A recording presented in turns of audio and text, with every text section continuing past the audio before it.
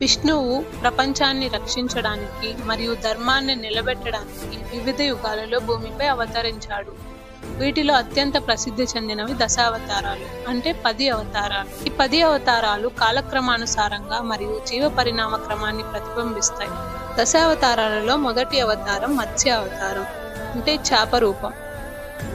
సృష్టికర్త అయిన బ్రహ్మ అలసిపోయి నిద్రించినప్పుడు హయగ్రీవుడు అనే రాక్షసుడు వేదాలను దొంగిలించి సముద్రంలో దాచాడు. సత్యయుగంలో ఒకప్పుడు భూమి అంతా మహాప్రళయం కమ్ముకుంది. సముద్రపు అలలు ఆకాశాన్ని తాకుతున్నాయి. అప్పుడు సత్యవ్రత మహారాజు ఒక చిన్న చేపను తన చేతిలోకి తీసుకున్నాడు. రాజా, నన్ను కాపాడు అంది ఆ చేప. సత్యవ్రతుడు దానిని చిన్న పాత్రలో ఉంచాడు. కానీ ఆ చేప పెరుగుతూనే ఉంది. తర్వాత పెద్ద కుండలో కూడా, ఆపై సరస్సులో, చివరికి సముద్రంలో కూడా పెరుగుతూనే ఉంది. రాజు ఆశ్చర్యపోయాడు. ఇది సాధారణ చేప కాదు అనుకున్నాడు.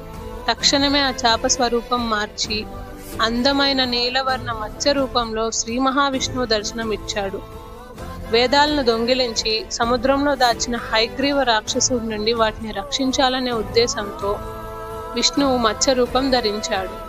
ఆయన సత్యవ్రత మహారాజు సప్త ఋషులను ఒక మహాపడవలో కూర్చోబెట్టి ఆ పడవను తన శంఖం వంటి కొమ్ముతో లాగుతూ ప్రళయ సముద్రంలో సృష్టి బీజాలను రక్షించాడు. మహాప్రళయం ముగిసిన తర్వాత ఆ మత్స్య రూపంలోనే విష్ణువు వేదాలను తిరిగి ప్రసాదించి సృష్టి చక్రాన్ని పునఃప్రారంభించాడు.